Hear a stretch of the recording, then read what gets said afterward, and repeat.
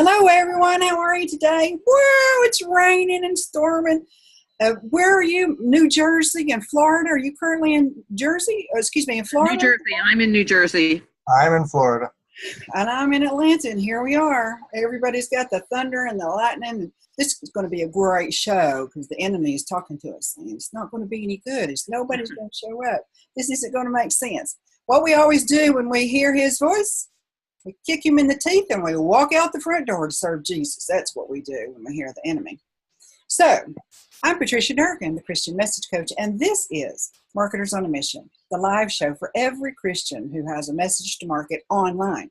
So let's say that you have written a bestseller and now you want to do it all over again, but this time on a totally different topic, one in which you don't yet have an audience. How can you pivot your loyal fan base from topic A to topic B, or can you? This is what we're talking about today. Chaplain Bob Ossler and Janice, who have already been kind enough to be my guests, co-authors of Triumph Over Terror, they were joining me again. They are joining me again so that I can show them some marketing strategies, make some suggestions on how to take that wonderful fan base that they have, thousands, tens of thousands of social media followers, and pivot them over to their new topic. Hello, Bob. Hello, Jan. How are you? Hello. Hi, Patricia. Nice to see you. Thanks for letting us come on. Oh, yes. You're always welcome. Always. So what I want to say just at the very beginning is that a little bit of foundational about my business or my ministry, my message, is just going to take a half a minute. A lot of authors feel like their book is the starting point, but I disagree. Because what happened, and I'm not suggesting at all that this fits your situation. But then when they start, if they've written fiction and now they're going to nonfiction, or if they've written on topic A and now they're moving to topic B, if their book, that first book, was all that there was, that encapsulated all their message, then they have to start over with the whole website, the message, the audience. Everything is new again. I suggest that there's a better way. We've got the Great Commission at the top for every Christian. Then each individual Christian has their own specific Great Commission. And then all of our projects, books, screenplays, life, everything falls up underneath the umbrella of the Great Commission that Christ has given each of us as individual Christians. So you don't need that education, but I want to tell you that's where I'm coming from as I make these suggestions. Is that all right? Yeah. The main goal, and this is no news to you, the main goal is to develop a loyal fan base on this new topic before you ever announce your new book. And I know you've already dipped your toes in the water with that a little bit. How far are you? Have you gotten the word out, do you think? How active have you been getting the word out about that? We've done some things on our website. And of course, those website postings have been laid out on Twitter and also on Facebook. And then, of course, Bob speaks now and then at different places and brings up the topic. So we have some exposure, but not significant yet. Okay. Sounds like it's low key. Right. So far. Part of it is because, you start on a book and it's like, well, will I ever finish this book? This is still an idea. And so Bob actually has been for a year or more mentioning it on his Facebook feed fairly regularly. I have done it less because I just felt we weren't close enough to do anything. She's a realist. Yeah, and thinking, books take years, several years sometimes. So I think we're past many of the hurdles now that I was concerned about, but we still don't have the first draft finished. And so I'm not totally comfortable blowing our trumpet when we still have a lot of work to do. This sounds like a great time for us to have this conversation because I just really want to share some ideas based on my decades of online marketing experience and see how it can help you, because I'm not your agent, not your author. I don't make those decisions for you or even with you, but I was hoping that something that I know would be helpful. And the goal would be to step by step collect email addresses, develop a fan base for this particular book, but using some of the people who are already so very loyal to you. Right. Is that good? Right. Right. We do have some very loyal fans. One of your fans told me, no matter what they write, I'm going to read it. I was like, yes. Oh, is that right? Perfect answer. Give us the name. We'll see if we paid him already. Every author wants to hear that. Every single Yeah. one. The two books are so, I know you don't have the title for the second book yet, the new one that's coming up.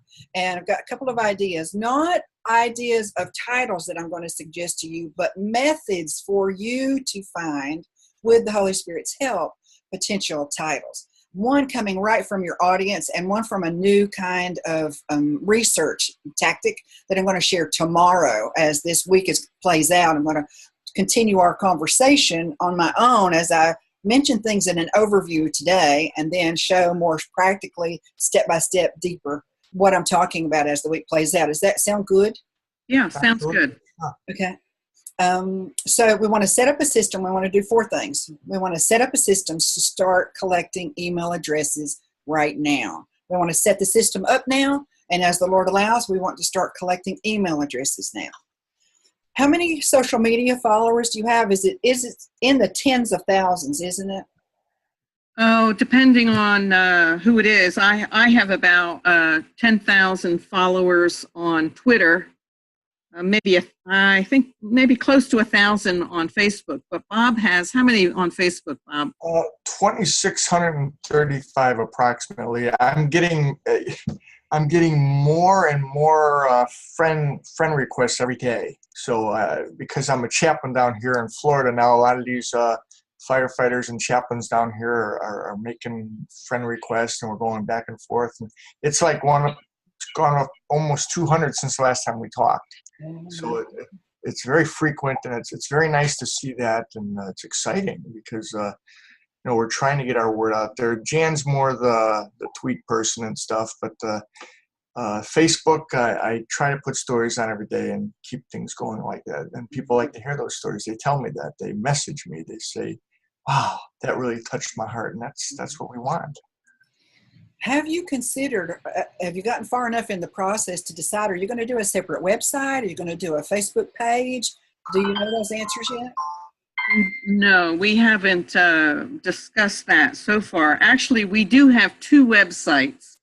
Our first one, we started with the title of the book, A Triumph Over Terror, but then we quickly realized that was not a wise idea because it limited us. Mm-hmm. And we would definitely have to set up a different website for other work. So we just set up a bobossler.com website, and we still have the Triumph Over Terror website.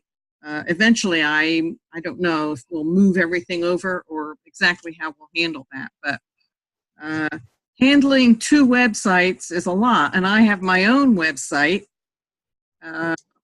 So it gets to be too much to keep regular blogging and keeping current information up and writing on our new project. And living and going to the grocery store. Right. Oh yeah. Running to the doctor, Mm-hmm.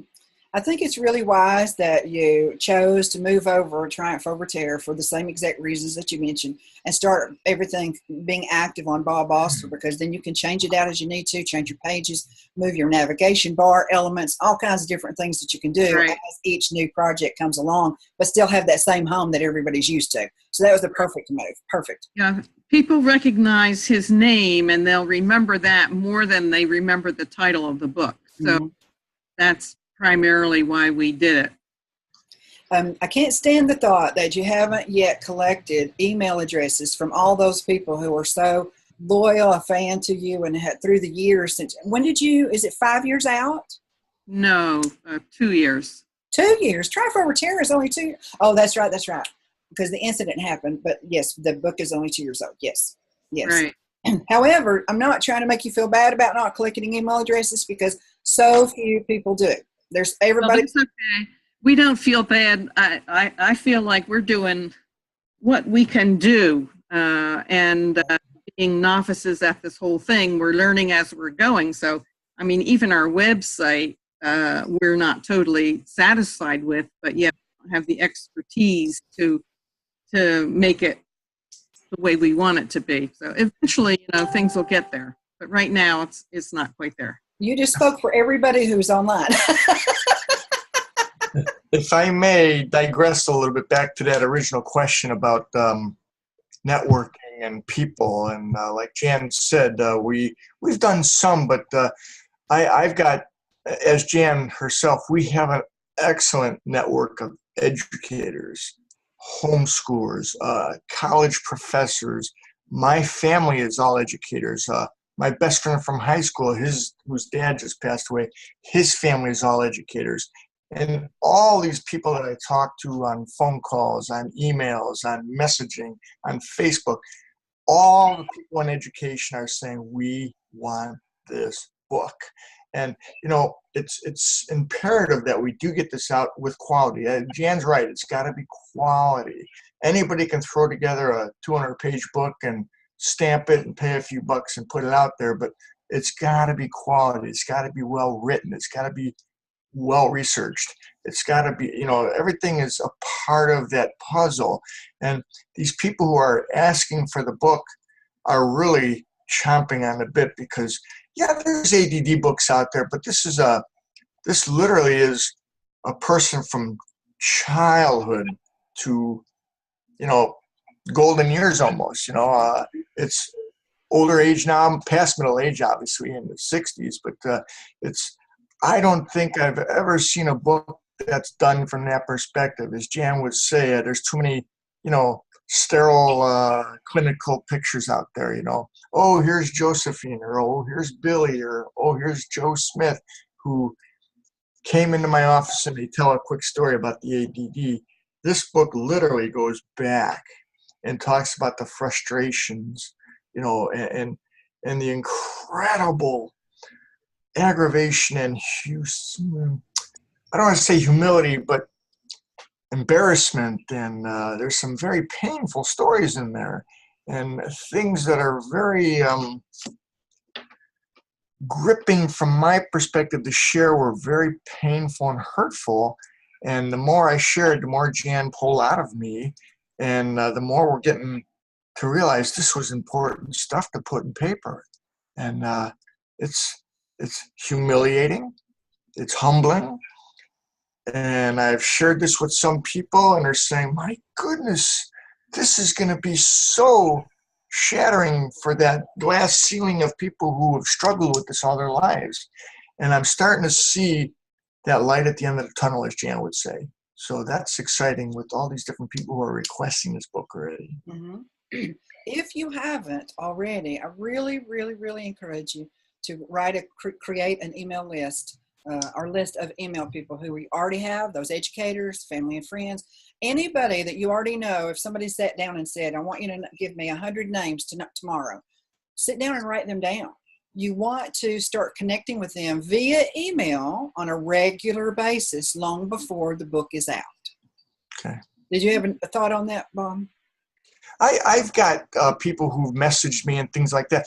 A lot of the people would like to keep private, though. They're some of these educators out there see the gold in the material. A teacher, having taught myself, a teacher is someone who really has to work with the resources that they have and they can afford, because schools don't always flash out the cash. Yeah. Okay, here you go. Do what you need to do. It doesn't work that way. At one time it did, but now most of the teachers I know are putting a lot of personal money and income into educating youth and adults. And teaching is not a big pay job. People do teaching because they love to teach. Mm-hmm. The rewards are, my sisters, and I'm sure Jan could tell you, from years ago, students will come and say, do you remember me, Jan, or do you remember me, Mr. Ossler, when you did this and we came here? I do that with my teachers. And it's the rewards are beyond understanding. And why did you say at the beginning of that answer that these people want to remain private? How did that connect with having their email address so you could stay in touch with them? No, me, I could probably quote some people, but people they get nervous sometimes because their name's going to get out there, because I'm very open on Facebook, if you've seen my Facebook stuff, and people want to make sure that if you'll see when I share some intimate stories, I'm very cautious on how I put that out there, because there's so many details. I can usually remember all the names of the people I'm talking about, but I wouldn't dare go, oh, Joey, he did this, that kind of thing. No, people like their privacy as far as the Facebook when I put it on there, but as far as emails, I have dozens of emails. Okay.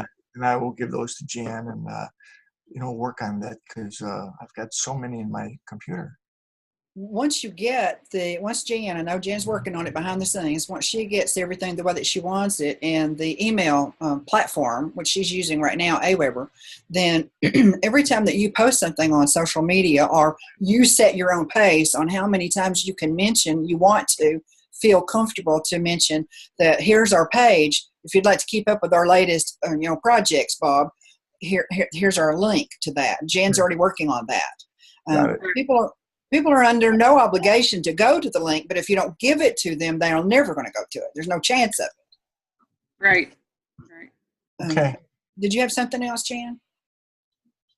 No, I think we do have email addresses. We just haven't organized them. And at several conferences, set out a notebook asking people for their email addresses, but then we haven't done the next step. So you're really urging us to take the next step, which now that you're pushing us, Patricia. Well, next time we go to a conference, I'll just take a picture of the email book that's there. Just take pictures of the pages. It's not easy to just take the book and go make copies of it, but no. No, we kept our own notebook. Right. The email addresses. So we wouldn't want to copy somebody else's list. No, that's what I mean. Signed up for us. I think you'll be very pleased once you get the email addresses compiled and you get even if it's just your basic email sequence that we've talked about, you and I behind the scenes, Jan, private conversations. I think that you're going to be very pleased. And then the next step is to send a link out as often as possible when you're doing your social media, to the degree that makes you comfortable, or you don't feel like you're pushing yourself on anybody. And everybody has to find that on, their own pace on that. Right. So we also want to invite current and interested, this is the second goal, current and interested Facebook fans and social media fans, really, to join. This is what I'm proposing, that you create a closed Facebook group and relatively quickly with some caveats attached. So nothing to go crazy. I'm not suggesting 24 hours or anything radical, but excuse me, I'm suggesting that you give them a place to gather that's private, and they can encourage each other, and you can go and encourage them too. And we've got some more information on that in just a minute. But does that make you want to vomit right away? No, it's just like one more job. I have some ideas to help you. A closed Facebook group, so I know what you're talking about. I have some ideas to help you control your time that you devote to that, so that it's not, because a Facebook group of any kind can suck the life right out of you. Right. Especially the more active it becomes. But if you know a little bit more about how to control it when you go in, not control the people, but the sequence, help people understand what to expect and so forth, there's some tips that I can share with you when we get to that in just a few minutes. Right. The third goal is to create content to educate and engage readers as soon as possible. Blog posts, social media, interviews, and so forth. The interviews may need to be held off for just a little bit because you don't yet even have a title. But, last week, I discovered, and I shared with you, Jan, how to create a social media post that gets my message out without browbeating anybody at all. And it's not just a generic social media post to be able to check that box off. It actually is moving my message forward. And so we don't have to elaborate on that. You already understand about that, but that's what we want to do. Then the fourth thing is to become known as the expert that you are on this new topic. And there's the challenge. So get ready for them to respond by creating an email system and start collecting email addresses. And here's an idea that I don't know if you've ever considered before. It's a little bit radical, perhaps, but maybe it's right up your alley. in order to, you can make an announcement on your general Facebook social media. I always say Facebook, I apologize. I mean social media, whatever platforms you're on. Right. You can always just make an announcement, a single post, and say, hey, we've got the new thing, and Bob's already mentioned it several times. I've got the new thing coming up, this new book, and I wanted to let you know about it. We're going to create a Facebook group. Well, also you could do it another way if you wanted to. You could create a little bit more momentum if you created a Facebook contest. You don't have to pay for anything. You can do it all for free. It's very low key. It's the simplest way that you can create a Facebook contest. And I have the particulars that I'll be explaining as the week goes on. But you could, and you can take any of these ideas, use none of them, all of them, tweak them to fit you. But what if you created a Facebook contest as part of the announcement that you're unleashing into the world, the wild, that you're doing the upcoming book, and invite your current followers to help you name the Facebook group? We've actually talked about that idea, and I've been reluctant to do something like that because, like, people don't know what the content of the book is. What we can do and what we have done is we've made up a list of our possible titles, and Bob and I are back and forth almost every day with, oh, how about this? How about that? How about this? So I've taken the list of titles to my critique group and said, look through this list. What catches your eye? What would you pick up and read? So we've done that kind of thing. And I could see us doing that in a Facebook group. Give it a little bit of parameters rather than help us name our book when they have no clue what the book is and what our theme is and what we're trying to accomplish, what our message is. I mean, you talked about the difference between story and message, and that's what I keep saying to Bob is, like, we have lots of stories, but we need to make sure that we have a message. And I don't know, we haven't really given out the message yet. We've been more on the story side of it so far. Mm-hmm. Although in our first draft, I mean, certainly in our chapters, the message is developing. Mm-hmm. Mm-hmm. And you've mentioned this to me before, and everything that you're saying is exactly spot on, but I'm not talking about helping them your current followers title your book. I'm talking about, for this idea, that you just ask them to help you give a name to the Facebook group that you're going to be creating for people who are interested in this topic. It's just an idea.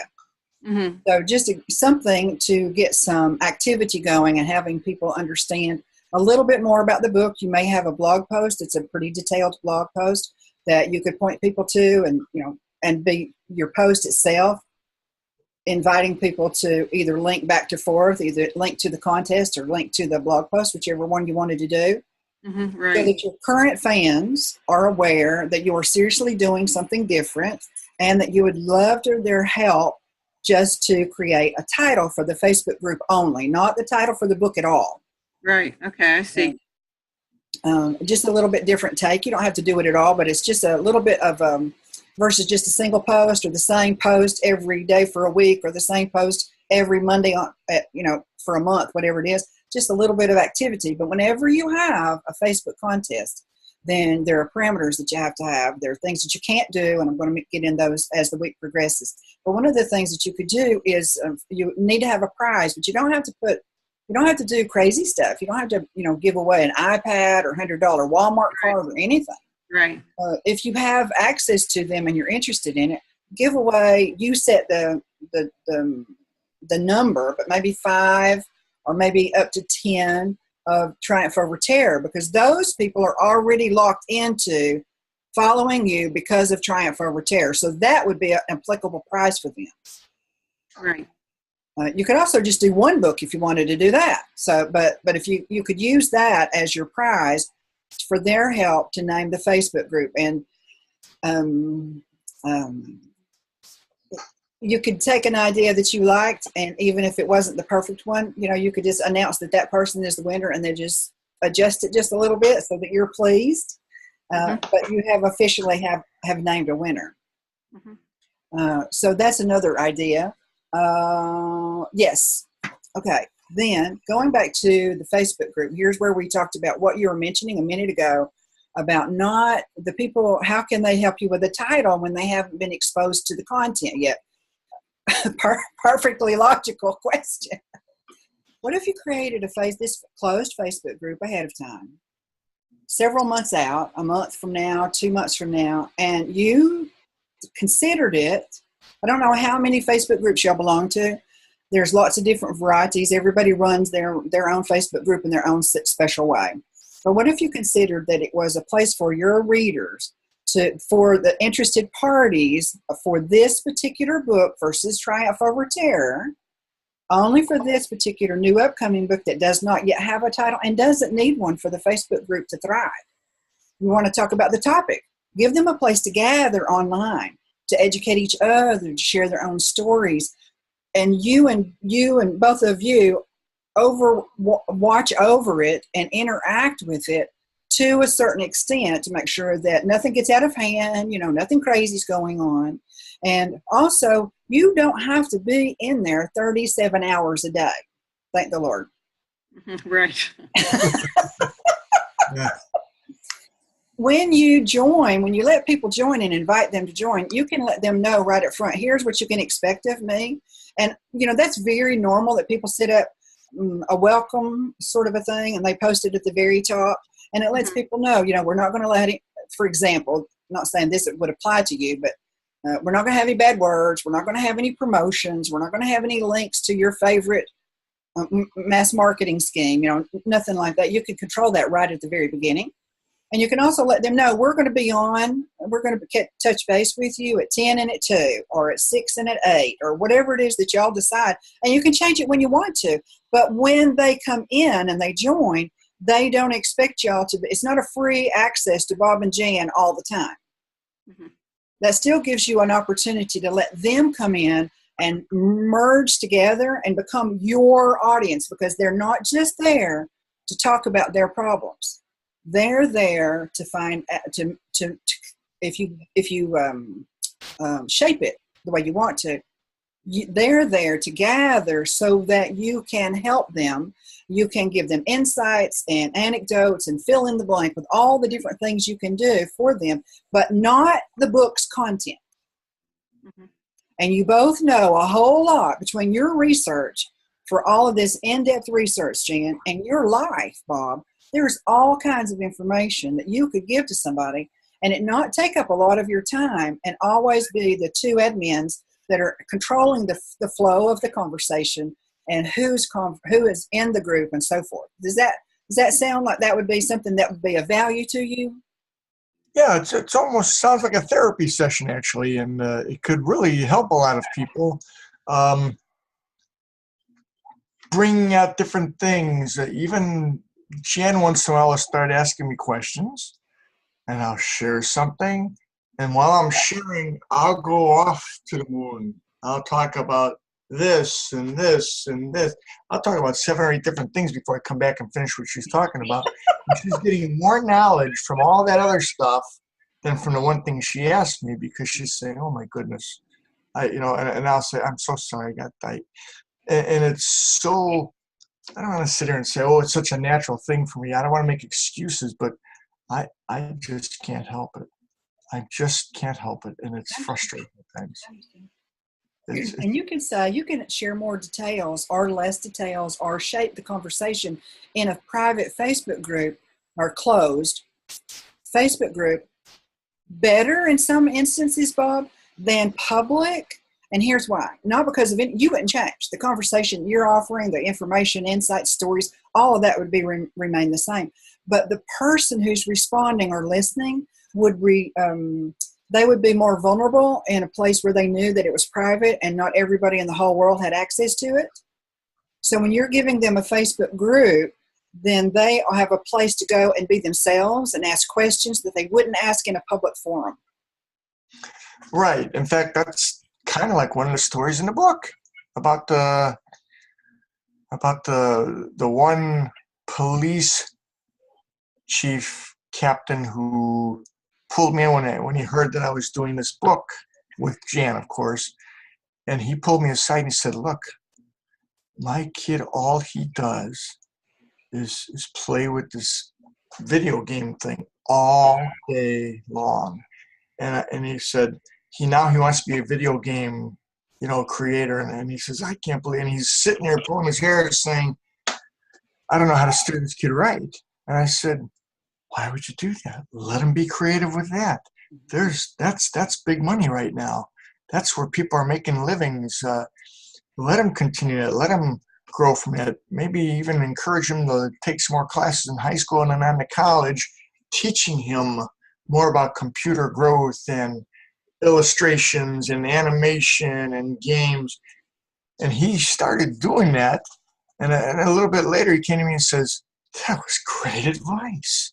Because now he's seeing the good side that he's not going to have to support this kid the rest of his life. Every parent wants their kid to be autonomous and be able to go out there and make a living and do things, That's right. And that's kind of one of the stories in the book where we share about that. And, there's just so many people out there. I know that when I was a kid, my mom was a single mom back in the day, and I know she loved me, but I think she was wondering, what is going to happen with this kid? She'll tell me now, oh, I know you're going to be fine, that kind of thing. But I know the people I was around. I know the adults were thinking, what's this guy going to do? Maybe he can become a clown in a circus, or maybe he can, inflate tires at the gas station or something. He can't stay with one thing long enough, and Yes. not to go on and on, but that's the frustration parents feel when they see their children in this kind of a mode. And you could help people with the information that you're already sharing, and then in a smaller group that's more sequestered and not in a public arena, they would ask follow-up questions, or they would bring an issue up that they would never do so in just a random Facebook post. And the idea would be for you to go ahead and be the leader on this topic that you already are. But you're giving them, in this smaller group, this closed Facebook group, you're giving them an opportunity to have access to you at controlled times. That's up to you to control those times so that, they have realistic expectations. But you're always the one, you and Jan, always the one in the background. You're either leading the conversation or you're watching over the conversation. That was mine. Oh. Man. I forgot to take my phone off the hook, so hopefully mine won't ring as well. I actually can't. I have to have mine ready to answer. Sorry. That's all right. That's all right. Emergency people have exceptions. Well, I see what you're saying. Because I'll talk to people now when I go to different firehouses, or when I engage people at Walmart or Kmart or wherever, and I'll say, oh, yeah. And I am networking. I'm giving out my cards saying, hey, look, I'm an author. I've had people say, you're an author? What book have you done? And I'll say, would you go out and get it? And they'll buy the car, the book from me. I'll go to the car and get it. And I sell books that way. I'll do whatever I can to sell a book. I'm not here to sit here and be shy. You know what I mean? Mm-hmm. And that's how it goes for me. And then they'll ask me about this, and I'll say, the biggest frustration for me at the beginning was, first thing someone says, oh, I've got ADD. And I used to get angry. And the more I researched it and read what Jan presented with me, I used to get angry because I have ADD to the point where it is so frustrating, so aggravating, so many times I have to sit there and say, focus, and pound the desk. And people say, oh, I've got ADD, like it's so cavalier. But people do have ADD. I just have it to a different level. But even you may have it at times to where but ADD doesn't go away. No. Mine's actually gotten worse. And what I've done through our book is, and Jan trying to get me to pump this information out, is what I've had to do to overcome these obstacles is figure it out for myself. And see, I didn't know that at the beginning. And I would come up with ways to deal. How did I overcome that? Like part of the research for this book, I just took a real estate sales agent class. Mm-hmm. It was the most boring 8 days of my life. It was tedious. It was mind-numbing. it was so hard to sit in a classroom where you couldn't leave and everything was tick tock tick. It kept track of every minute in that class so that you get the credit for it. And I had to take copious notes. I had different ways to concentrate, and I had to engage in questions, which kind of frustrated the instructor because I do that to keep my interest peaked. And then I took notes. Now I'm scheduled to take the exam on the 27th of June, but I've taken a couple pre-tests. I'm ready.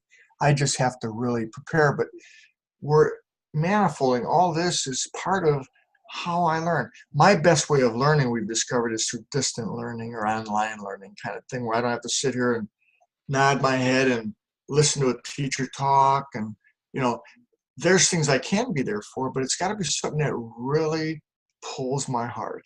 If you're going to sit there and talk about the, astrophysics of a butterfly going through the air, you'd be wasting my time. And believe you me, I'd have to fight to listen.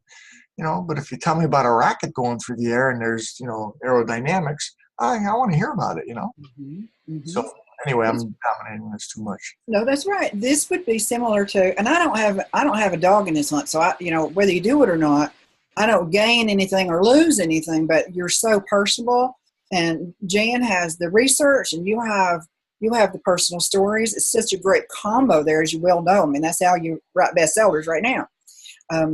It would be similar to having a gathering, a weekly gathering or a daily gathering support group locally, but now you can do it and reach people all across the world as the Holy Spirit draws them to you and vice versa.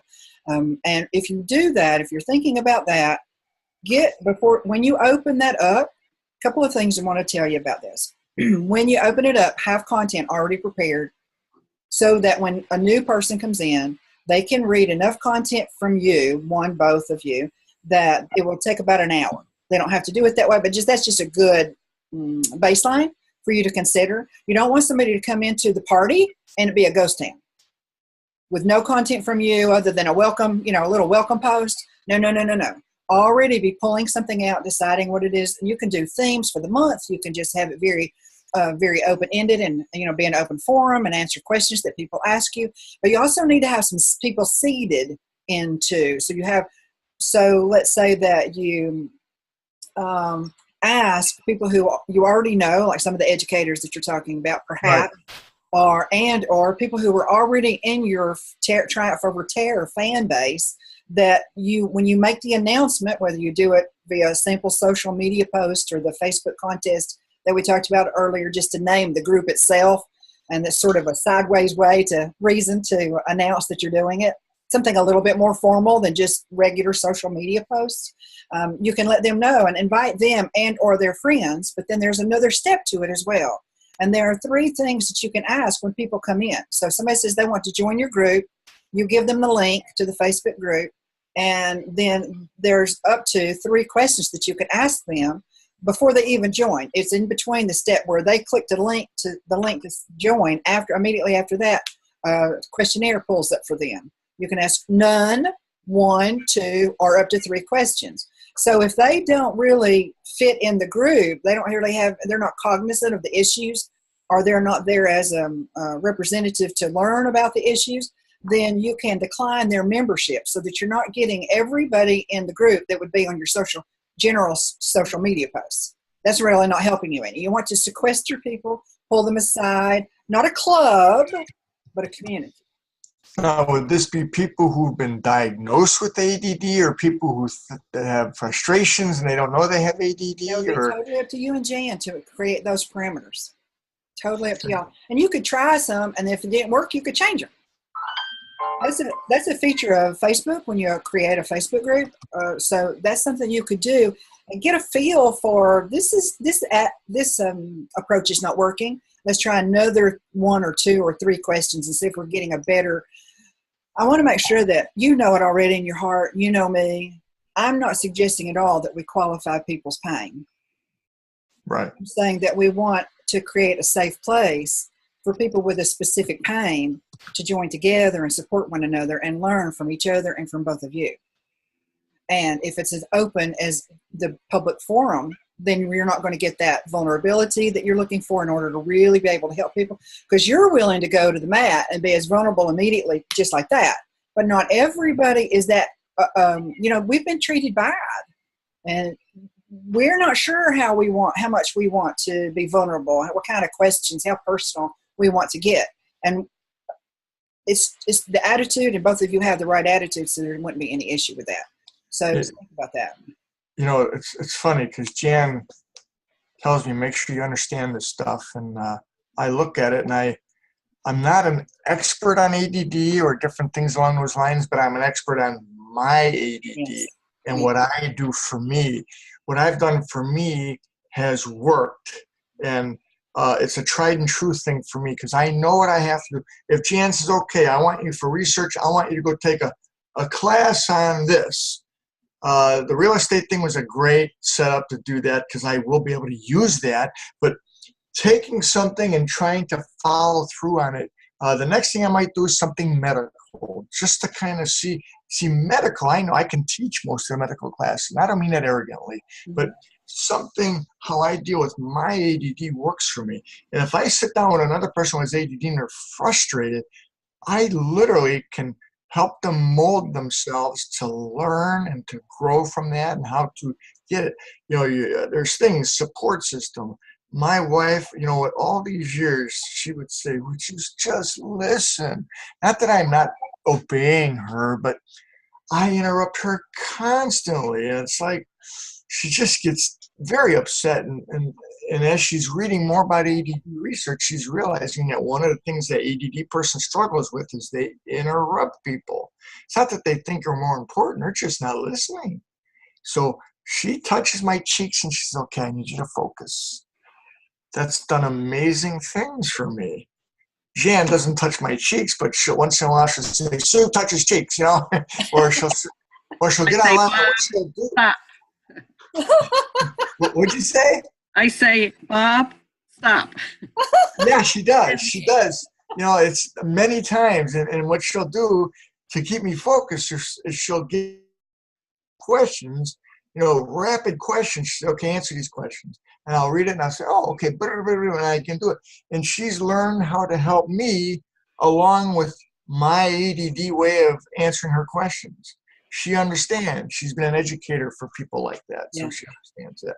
And I think sometimes we'll be talking, and she'll just smile, like, you got it bad, boy. Like, here he goes again. Oh, you're both a blessing to the other, aren't you? Yeah, I am blessed to have her as a co-author and as a friend, too. Her husband's okay, too, How nice. So the last thing I want to say about the Facebook group is now let's go back to the possibility of having this Facebook group up and running for months, and you've built this community of like-minded people, and you've helped them and they've helped you, and you've shared personal, intimate stories, and everybody knows everybody theoretically. You can just imagine that the community, the family community environment that we're talking about, you creating one with research and facts, and one with anecdotes, personal anecdotes of stories. So then now imagine asking this group of people what you should name your book. That's interesting. This is your target market. This is pure market research to serve people who are already going to buy your book in the future. Go ahead and begin serving them now. Develop those ties with them and let them be the people when the book is ready and launched and published. Let them go out into the world and spread the good news, in addition to all the regular places that you normally publicize or market your books. Ask them what it should be called. And in that regard, you could do another Facebook contest. You don't have to at all, but if you wanted to, you could. But I want to play this out because it's got a little bit of a twist at the end. So let's say that you decided to do that, but the book isn't published, so how can you give them a prize of a book? Well, it's not available, so blah, blah, blah, blah, blah, round we go. Well, what if you did something, and just a total idea, and I'll just toss it out, or something similar to, you can't go where they're going. Let's say that you live in Florida, which you do, and somebody in Kansas wins the Facebook contest to name the title of the book. But you could get online, or you could get on the phone, or you could use my Zoom account, and you could do a workshop for just, up to 5 people or up to 10 people on the book or something really similar to the book, and give them a private hour and a half of your time. You've already, by the time you're offering that, and it could be a million other things, but by the time you're offering that, they already value you. They've already seen your words. They already know your heart, both of you. They know your hearts. They know your level of knowledge, your passion for the topic. I mean, this is a good relationship that you're building before the book is even published. So that's why I wanted to mention that second possibility for a different kind of a Facebook group, a Facebook contest to help them, the people who are living with it right now, hundreds or thousands, not just Bob, and not just the occasional person that he meets that he has no further contact with, but collected all together in one place and use them as a resource as they're using you in a resource for one area. You use them as a resource for market research and or a potential book title. It could be a very rich symbiotic relationship if the Lord wants it to be that way. That's what I want. That's the big. Absolutely. Absolutely. Well said, young lady. Well said. That's the big idea. I have another idea that I'm going to share tomorrow, probably tomorrow, but it'd be later this week. And it's more get online and let me show you these steps. But this one requires, people really have to have the heart for this. Otherwise, it's just going to fall flat. A Facebook group who doesn't have an engaged leader or leaders, that doesn't really have a passion for it. They wanted to be able to say that they have a Facebook group, but they really don't do anything in it. Or they won't only have a Facebook group so they can sell their products. And there's no shame in that, but that's not, I want to let you know and all of our viewers know that you can have a Facebook group and it be just the most wonderful experience for you and the members. And that could go on for a period of time. That doesn't have to be, some people just do pre-launch and then they archive it, which means they're not active in anymore and nobody else can, that the members can have access to the content, but they're not in, nobody's active. So you can archive it when the book is published. You can archive it a year after the book is published. You can leave it open-ended with no discussion whatsoever and just see as the Lord leads what your actions need to be and changes or not changes. When you go to another book, that's all between y'all and the Holy Spirit. But there's lots of ways that with you serving people, both of you, with your body of knowledge and the spirit within you, serving people on a daily basis for months at a time, it will change everything that you already know. Bring it to life in a different way. Amen. Thank you, Jesus. Okay, goal number 4 is to become known as the expert you already are, but you're not seen as an expert on this topic yet. You want to have this expert, be recognized as experts both within and without the Facebook group.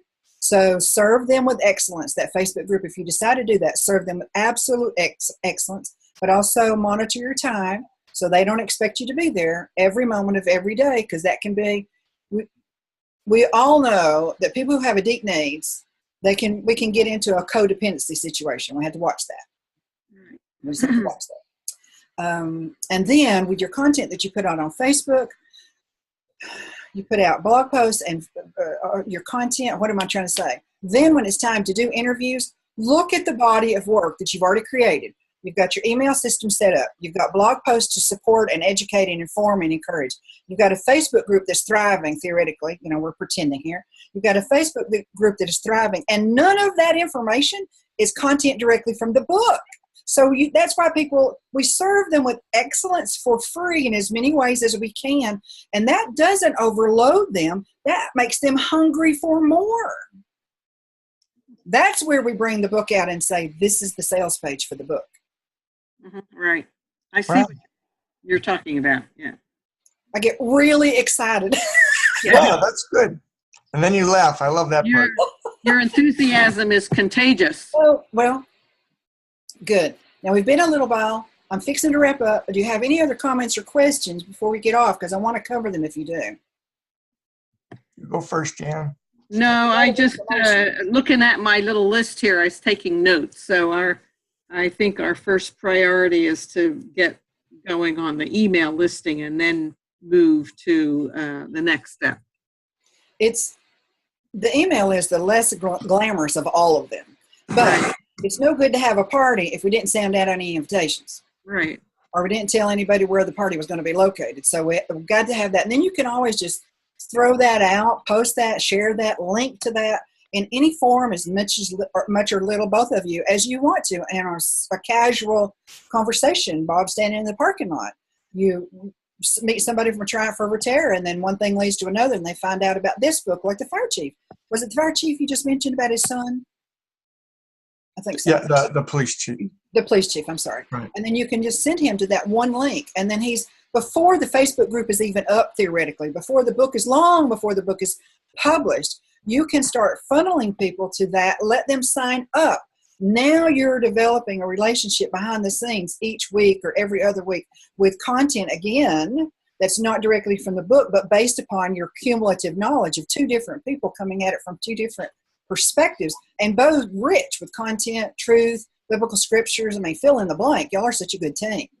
But none of that's going to happen. It's a wing and a prayer that somebody's going to pass by your social media post. But if you have an email address, now you're a pen pal. One person at a time. One person at a time. Okay. Anything else? I'm just reminded as you were sharing that I spoke at a university in Jacksonville, Florida, and I was speaking on Ground Zero, 9/11, on Triumph Over Terror.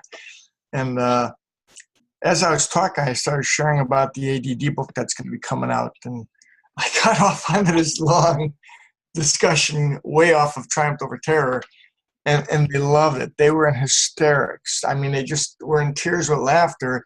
And afterwards, I realized, wow, I kind of got distracted, and a professor came up to me and she said, I am the professor of special studies here with adults who have special needs and ADD. And she says, that was perfect.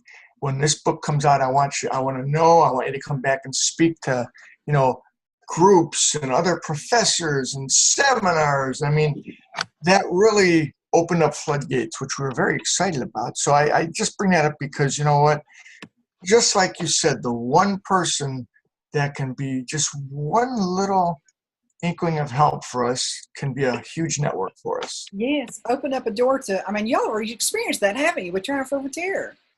A simple conversation, and the next thing you know, all these opportunities, you could never look at that individual and see behind the scenes to how many connections and networking opportunities you were going to get because that one person, and you engaged so well and so clearly with them. Right. Thank you for your time, both of you. I appreciate it. Thank you. You're quite welcome. This has been Marketers on a Mission, episode 61, number 61. 4 ways to pivot your already established following over from a topic A to a topic B with co-authors Chaplain Bob Ossler and Janice Hall Heck. Tomorrow, we're going to start digging into these ideas particularly, except for Wednesday this week, I have a special guest. But Tuesday, Thursday, and Friday, we're going to dig deeper further than what we've already talked about today. Meet me here tomorrow at 3 p.m. And until then, I'm Patricia Durgin, the Christian Message Coach, and I pray this show helps you market your message online. Thanks for being here.